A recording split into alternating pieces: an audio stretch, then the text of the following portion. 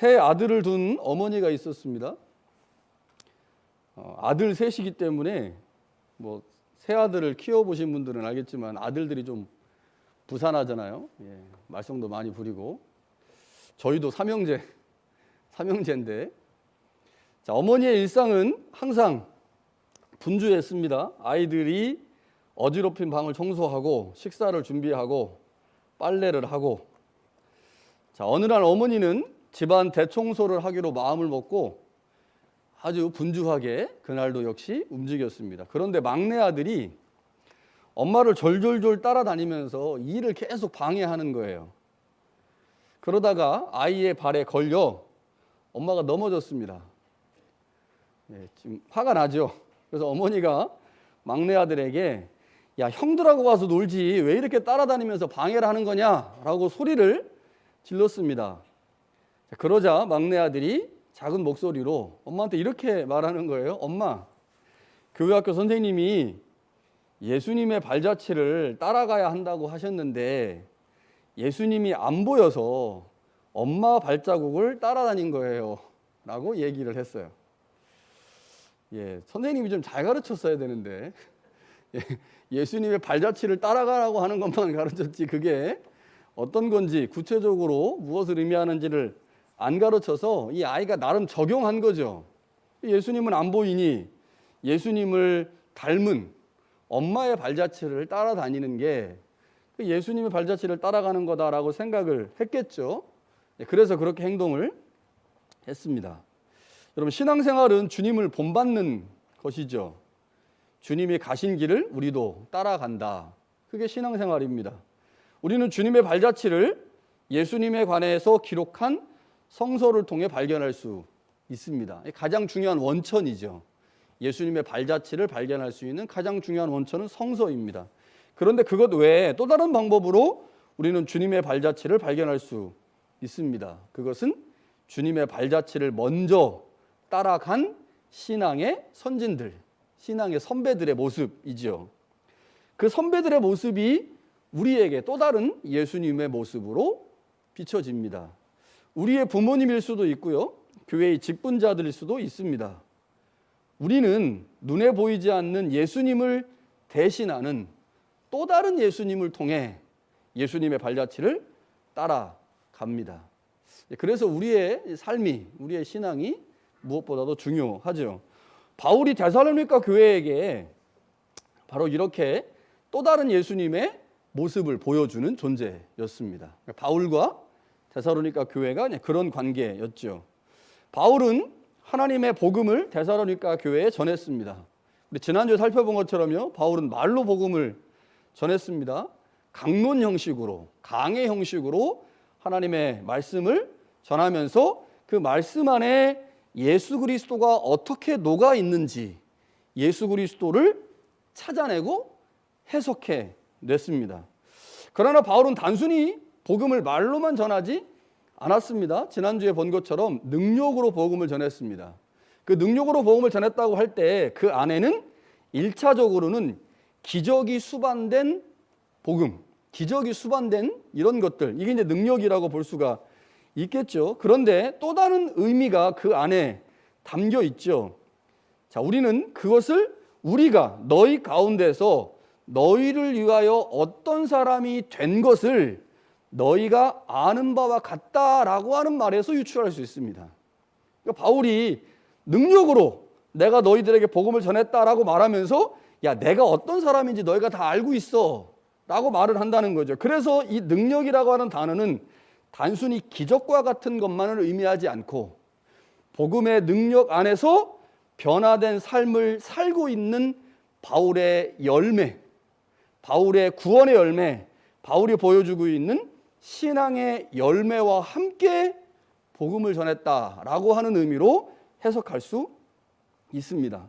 바울은 말과 함께 복음에 합당한 삶을 살면서 복음을 전한 거죠. 그래서 바울이 전한 말로 된 복음이 더 강력하게 그들 가운데 전해질 수 있었습니다.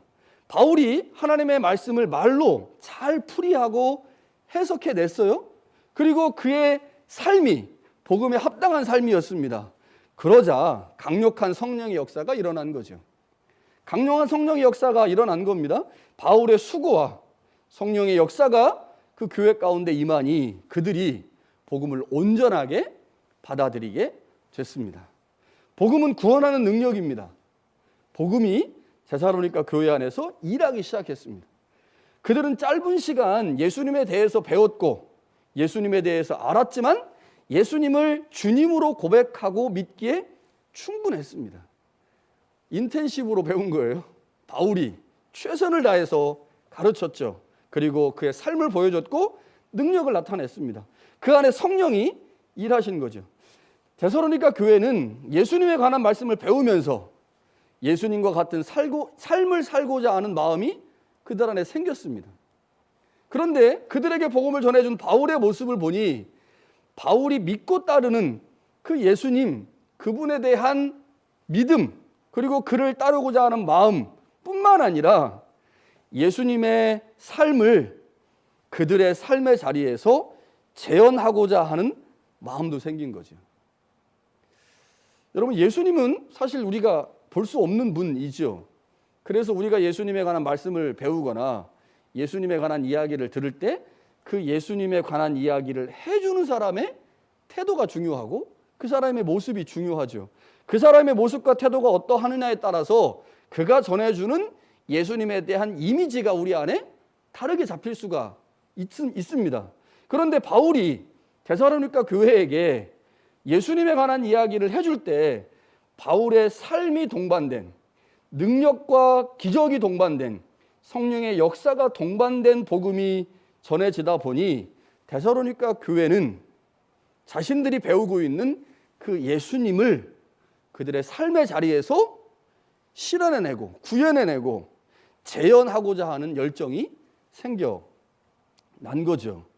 다시 말하면 데살로니가 교회는 주님을 그들의 삶의 모범으로 삼고 그 예수님처럼 살고자 하는 결단이 그들 가운데 생겨났습니다. 자, 바울은 6절에서 데살로니가 교회가 우리와 주를 본받은 자가 되었다라고 말합니다. 자, 여기서 본받은 자라고 번역된 헬라어 단어는 원래는요, 다른 사람의 흉내를 내는 광대를 가리키는 단어에서 유래된 말입니다. 그러니까 본받는다라고 하는 말이 누구의 흉내를 잘 낸다, 이런 의미인 거죠. 자, 그래서 이 단어는 모방하는 자 또는 흉내내는 자라고 하는 의미입니다. 자, 우리가 이제 캐나다 살면서 제일 어려운 것 중에 하나가 영어 배우는 거잖아요. 그런데 간혹 이제 텔레비전을 보면 개그맨들이 영어를 마치 흉내내듯이 모방하듯이 하면서 영어를 하는 사람들이 있어요. 그래가지고 영어를 가지고 개그에 사용하는 거죠. 개그의 소재로 영어를 쓰는 경우들이 있는데 그런 사람들 보면 야, 모방은 창조의 어머니다라는 생각이 듭니다. 그러니까 우리가 이제 언어라는 게 처음에는 모방을 하잖아요. 그 사람이 말하는 액센트 뭐 이런 것들을 억양을 다 이제 흉내내다 보면 나도 모르는 사이에 이제 언어가 그렇게 잡히게 되는 거죠. 자, 똑같은 것 같아요. 주님을 모방한다. 그게 주님이 하신 것을 따라하는 거죠. 따라하다 보면 그 주님의 모습이 내 안에 인격과 성품으로 내면화됩니다. 내면화되는 과정을 통해서 주님을 처음에는 따라했는데 모방했는데 흉내를 냈는데 어느 순간 보면 그 예수님의 모습이 내 안에 나를 주장하는, 그래서 나도 예수님과 같은 삶을 살게 되는 거죠. 바울이 처음에 그렇게 예수님을 믿었고 바울이 제자 삼은 그의 동역자들도 그랬고요. 또 바울을 보고 예수를 믿고 본을 받게 된 데살로니가 교회도 역시 같은 방법으로 예수님의 사람들이 된 거죠. 바울이 디모데후서 2장 2절에 디모데에게 이런 말을 해요. 내가 많은 증인 앞에서 충성된 사람들에게 부탁하라. 그들이 또 다른 사람을 가르칠 수 있을 것이다.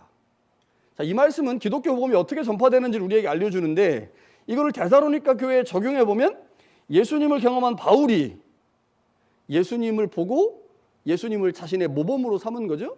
그리고 복음을 전하면서 제자를 삼았어요. 바울은 그들에게 본을 보였고 바울은 그들과 함께 하나님의 복음을 전파하는 과정에서 데살로니가 교회의 성도들에게 바울이 모범이 됐습니다. 그랬더니 바울을 모범으로 삼은 데살로니가 교회가 믿음으로 성장하여 또 다른 사람에게 모범이 되는 일이 벌어졌습니다. 이게 사실 중요한 거죠. 복음은 사람에게서 사람으로 흘러갑니다. 자, 그런데 우리가 여기서 반드시 한 가지 기억해야 될 것이 있어요. 복음이 데살로니가 교회에게 전해지는 과정에서 바울이 전하는 복음을 그 짧은 시간에 그들이 받았을 때 그 복음으로 말미암아 변화된 삶을 살았고 주님을 본받고 주님을 그들의 삶의 자리에서 재현해 냈기 때문에 또 누군가가 데살로니가 교회 교인들을 모범으로 삼았다는 거죠. 이것을 가능하게 했던 가장 중요한 것, 물론 성령께서 하신 것이지만 복음을 전하는 과정에서 바울이 자신이 전하는 복음과 삶을 일치시켰다.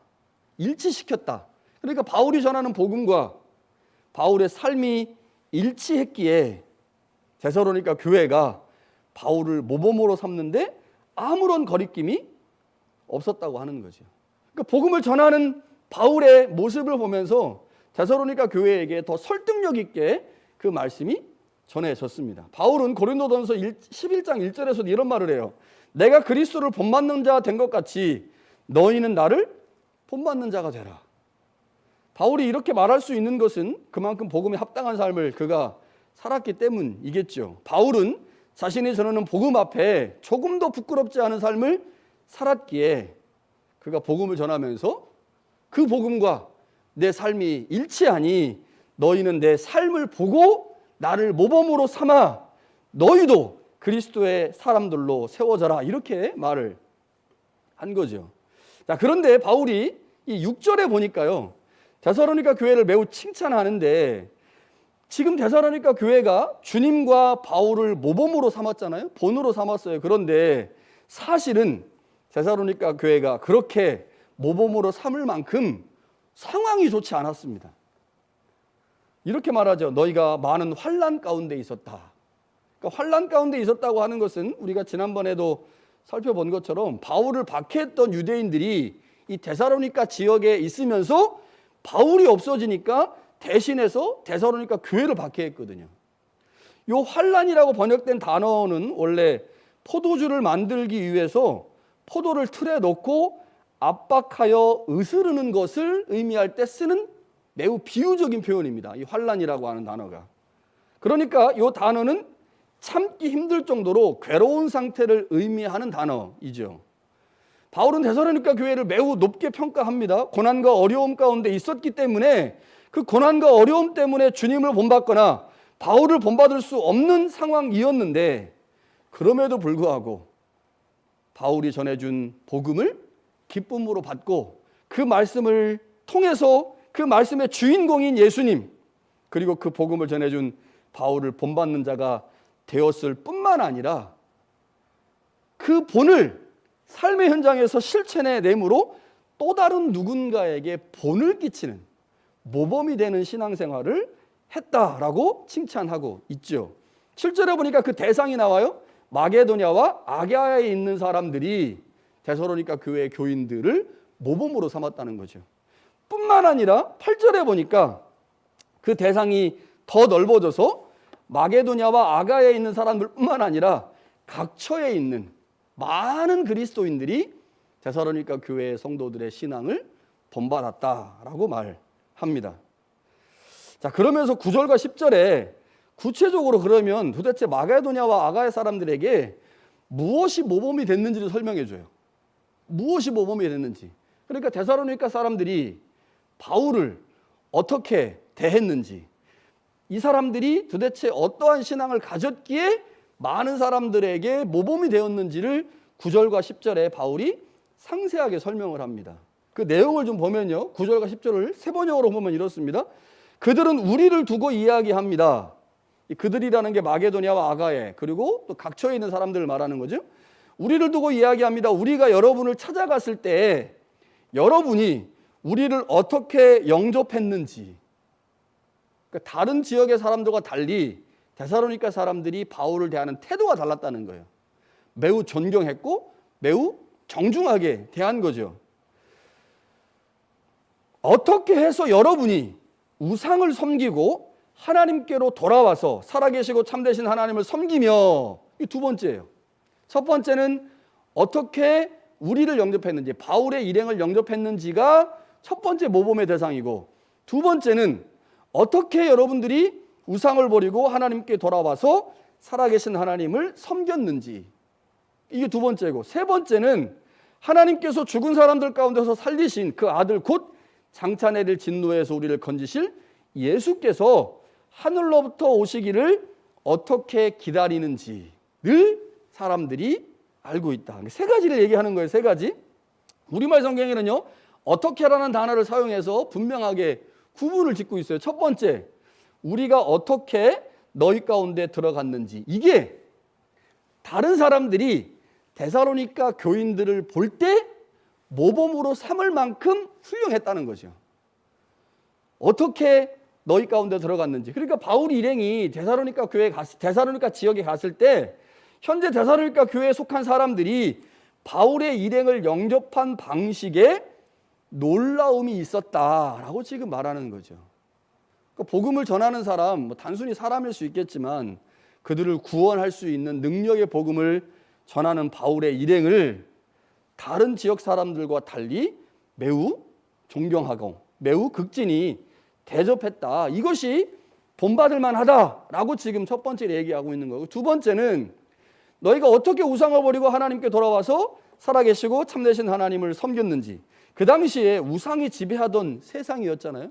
근데 우상이 지배하던 세상에서 우상을 버렸다. 그것은 우상의 세계 안에서 우상을 주인으로 삼던 삶을 버리고 하나님을 주인으로 삼는, 그들의 세계관을 바꾸고 그들의 주권을 바꾸는 일이 그들 가운데 일어났다는 거죠. 요 일을 보니 야, 정말 모범이다. 우리의 모범이다. 정말 본받을 만하다. 정말 저 사람들 대단하다라고 사람들이 말하기 시작했다는 거죠. 세 번째는 죽은 자들 가운데서 다시 살리신 그 아들이 하늘로부터 강림하실 것을 너희가 어떻게 기다리는지입니다. 데살로니가 교회의 신앙, 특별히 재림 신앙에 대해서 많은 사람들이 놀랐다는 거죠. 특별히 이 세 번째, 이 재림에 대한 이야기는요, 데살로니가전서 이제 2장, 3장, 4장에 가면 매우 중요하게 다루어지는 내용입니다. 그러니까 이게 그 당시에 많은 사람들에게 신앙에 혼란을 줄 수 있는 내용이었는데, 데살로니가 교회는 비교적 이 문제에 대해서 짧은 시간 배웠음에도 불구하고 잘 정립하고 있었다고 하는 거죠. 그래서 많은 사람들이 이 데살로니가 교회를 보면서 아, 저들은 우리의 신앙의 모범이다. 저들은 본받을 만하다. 저들의 신앙은 신앙의 내용인 예수님과 그 복음을 전해준 바울을 본받은 자의 신앙이니 우리가 그들을 본받아도 되겠다라고 말할 정도의 훌륭한 신앙이었다고 하는 거죠. 여러분, 이 모든 것은 사실 복음이 이랬기 때문에 가능한 겁니다. 그렇죠? 바울이 전해준 복음, 예수 그리스도의 십자가와 그의 부활, 이 복음이 전해져서 그 복음이 그들 가운데 충만하게 일했고, 그 복음과 함께 일하시는 성령의 역사하심이 있었고, 또 그 복음을 전할 때 헌신과 수고를 다하지 아끼지 않았던 바울의 수고가 있었기에 그들 가운데 복음이 잘 정착했고, 그 복음이 그들 가운데 일하니 이들 안에 다른 사람들에게 칭찬받을 만한, 다른 사람들이 본받을 만한 놀라운 일들이 일어났다고 하는 거죠. 다음 주에 이 내용들을 조금 더 자세하게 한번 보면 좋겠어요. 왜냐하면 이게 우상이라는 단어가 나오고 또 이제 재림, 주님의 오심에 대한 이야기가 있기 때문에 이것이 이제 데살로니가 전서에서 그리고 바울 서신에서 어떤 의미가 있는지를 좀 살펴보면 좋을 것 같습니다. 여러분, 신앙의 본을 보여줄 수 있는 그리스도인들이 점점 사라져가는 시대가 되고 있습니다. 이게 안타까운 일인 것 같아요. 목사도 마찬가지고요. 교회 이제 집권자들 중에서도 야, 신앙생활은 저렇게 해야지. 신앙생활하면 우리 교회 누가 딱 떠오른다. 이런 예전에 있었잖아요. 전 장로님 다 있으셨죠? 예, 저희도 시골에서 교회를 다니면서 아, 신앙생활은 저렇게 해야지. 그러면 교회 딱 어른이 딱 떠올랐어요. 그래서 저렇지. 그런데 요즘은 교회들마다 교인들한테 이제 물어보면 그런 사람들이 많이 없어지고 있다, 이런 이야기를 하죠. 교회의 어른이 신앙의 본을 보일 수 있는 사람들이 점점점 사라져가고 있는 시대입니다. 자, 그런데 이런 때일수록 우리는 복음이 사람에게서 사람으로 이어진다는 사실들을 기억해야 합니다. 복음은 사람에게서 사람으로 이어져요. 분명 그리스도의 삶은 그리스도를 먼저 본받은 사람에게서 그렇지 않은 사람에게로 이어집니다. 하나님께서 천사들을 통해서 복음을 전하게 하지 않으셨어요. 천사들을 통해서 하나님께서 하나님의 복음을 먼저 받은 사람에게, 그렇지 않은 사람들에게 복음을 전하게 하신 거죠. 따라서 그리스도의 복음을 흐르게 해야 하는 우리는 먼저 우리가 그리스도의 복음과 삶을 바르게 이해해야 되겠죠. 그래야 우리를 통해 그리스도의 복음이 또 누군가에게 흘러갈 수 있습니다. 흐르지 않는 물은 썩게 돼 있죠. 고여 있는 물은 썩습니다. 그러니까 우리가 받은 그리스도의 복음, 하나님의 말씀이 나를 통해서 누군가에게로 흘러가야 내 안에 있는 그 복음이 문제가 되지 않고 그 복음의 역사가 나타나는 거죠. 만약 내가 복음을 받긴 했어요. 계속 무엇인가를 내 안에 이제 집어넣었어요. 그런데 그 복음이 누군가에게 흘러가지 않으면 결국 그것이 문제를 일으켜요. 대부분의 경우는 어떻게 문제를 일으키겠습니까? 교만이라고 하는 방식으로 문제를 일으키죠. 말씀 많이 배웠고 뭔가 많이 체험했고 뭔가 많이 얻었는데 이것이 누군가에게 흘러가지 않으면, 이 흘러간다고 하는 것은 쉽게 말하면 누군가를 섬기는 거고 누군가를 그리스도인으로 세우기 위해서 헌신하는 거고 애를 쓰는 거거든요. 그런데 애쓰고 헌신하고 순종하는 삶을 살지 않고 무엇인가를 많이 받았어요. 그래서 내 안에 무엇인가가 많이 채워졌어.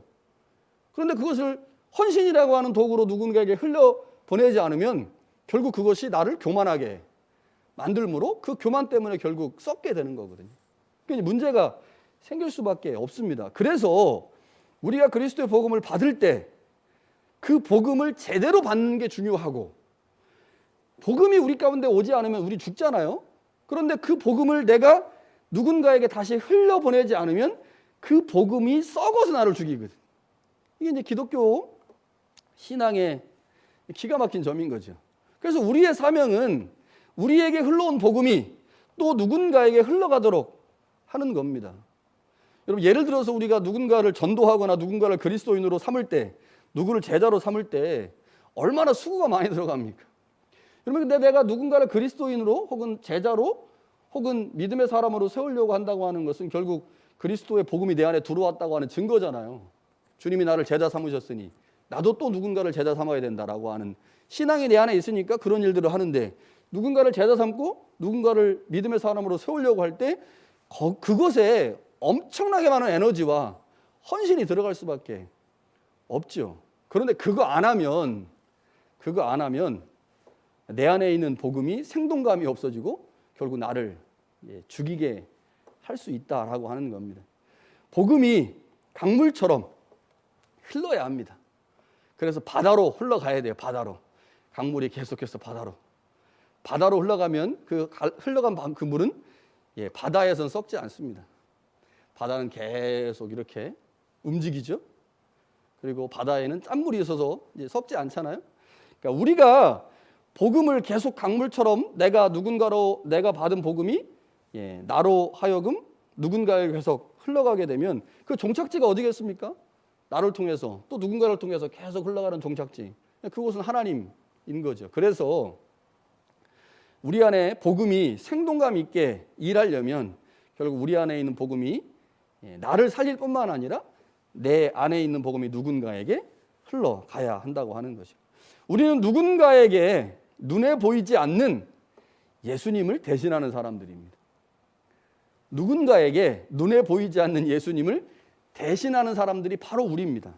우리의 발자취는 곧 예수님의 발자취입니다. 우리의 삶이 예수님을 보여주는 삶이기에 먼저는 예수님이 어떤 삶을 사셨고 어떤 길을 거져가셨는지를 부지런히 배워야 할 것이고, 배운 이후에 헌신과 수고를 통해서 우리 안에 있는 그 복음이 또 다른 누군가에게 흘러갈 수 있도록 수고해야 하죠. 바울이 그 수고를 잘 감당했기에 데살로니가 교회가 믿음의 사람들로 세워졌고 그들이 또 누군가에게 모범이 되는 귀한 예수님의 사람들이 되었습니다. 우리 안에 주어진 복음으로 인해 우리도 살고 그 복음을 누군가에게 흘려보내므로 그들도 사는, 그래서 우리도 그들도 함께 사는 놀라운 은혜가 우리 가운데 있기를 간절히 축원합니다.